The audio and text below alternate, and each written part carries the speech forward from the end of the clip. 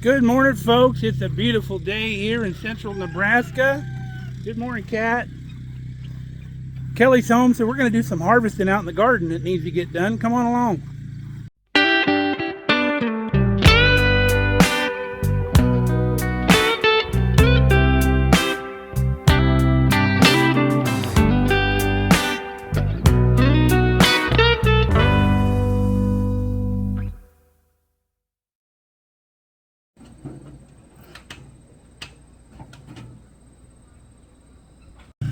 Kelly's getting serious. She got the quad out with the trailer, got the baskets in it.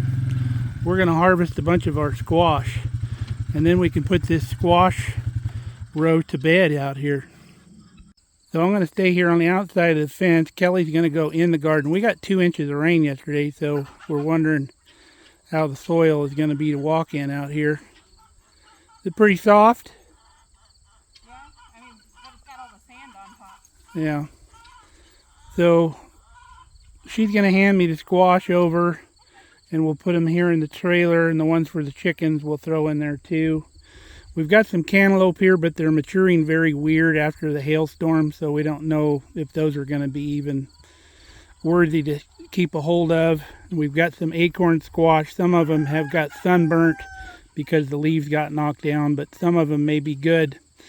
And then we'll be able to clean up all these vines out here and put this row of the garden to bed for the winter. We've got our acorn squash out. We've got the cantaloupe out. The cantaloupe were just really weird. That vine never really bounced back from the hailstorm. So now we're going to work on the butternut. That is just amazing how far out that one little plant spread out. It's crazy. That's going to fill our wagon over here. You can see on your acorn squash when it's time to pick them is when your ground spot starts turning yellow orange. So we got quite a few acorn squash. Those are a little too far gone. Those are going to make it to the chickens. And then a few of these cantaloupes are going to make it to the chickens. Let me show you these cantaloupes. I've never seen them do this before. The skin has almost got no texture at all. They're really weird. But like I said, that vine really never bounced back. If we wanted to give a few of those to the chickens, we could too. So I'm going to move our wagon up so Kelly can start handing me butternut squash. Got all the vines out of here now. Got all of our squash picked. Now we're going to go through with the leaf rake and clean up any leftover foliage. You can see there's weeds that hide down in those vines. None of these have gone to seed, so we're good to go. We're just going to knock these out of the ground real quick and rake them up with everything else. All right, got our row all cleaned up. Looks beautiful. I absolutely love Kelly's coveralls. Where'd you get these, babe? Duluth. Duluth Trading? Yep. Those are awesome. We had our first aerial predator come in today that we know of. Tried to get one of the guineas, big red, looked like a red-tailed hawk, come flying in and swoop down on him, and they got all crazy. So we looked what was going on. We saw the big hawk flying off, and then Kelly said, "Brandy, get it!" And Brandy took off after it, chased it off the property. But she's a good guard pup, huh? You're a good guard pup. All right, there's our haul. These 5 of them up here, these stems broke off of them, and just like pumpkins, if the stems break off, they'll start to degrade a lot faster. So we'll eat those first and probably give a couple to our friends and neighbors. But these are all good.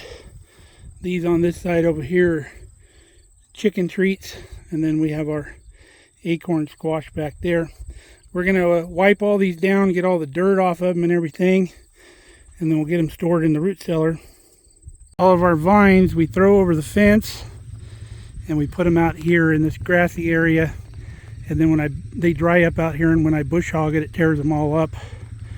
You're probably wondering, why don't you just put them on your compost pile down there?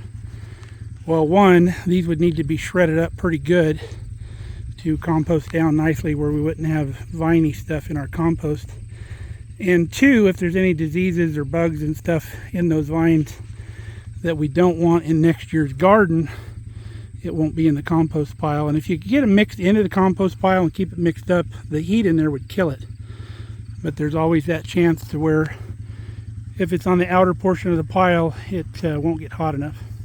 Our peppers here on this side of the garden are going gangbusters. There's some ginormous peppers in there. We've got 1 million jalapenos down there that we have some plans for. The tomatoes down here are pretty much giving things up, so we'll probably end up pull out this end down here down to where our semi-determinate tomatoes are. We'll get those pulled up. Kelly got done giving the chickens their treats, headed to the house.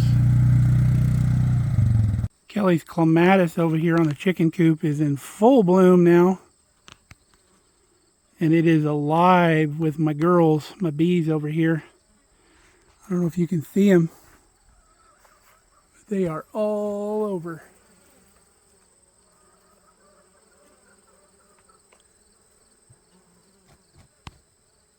Speaking of bees, I haven't been out there in about a month.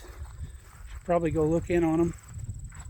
Looks like they are thriving, working hard. If you remember, we got them new boxes this year. Now what I want to do before winter, I want to replace their pallet. These newer pallets only have 2x4 frames, whereas the old pallets had 4x4 framework inside of them. So if I can't find a 4x4 frame pallet, I'm going to make one and use some good heavy plywood. Probably even paint it up so it lasts a little longer. And I'd like to do that before I put the winter cover back over this when it comes time. And that time is coming up faster than you think. So Kelly's rinsing off our squash and then drying them, removing all the dirt and hopefully some of the bacteria off of them so they'll store good in the root cellar. Now I know some people will actually mix up a really weak like bleach solution and clean them off with that, and that helps also kill any bacteria that they may have on them. Kelly is getting her done out here. She's getting everything cleaned up, and then I carry everything down to the root cellar.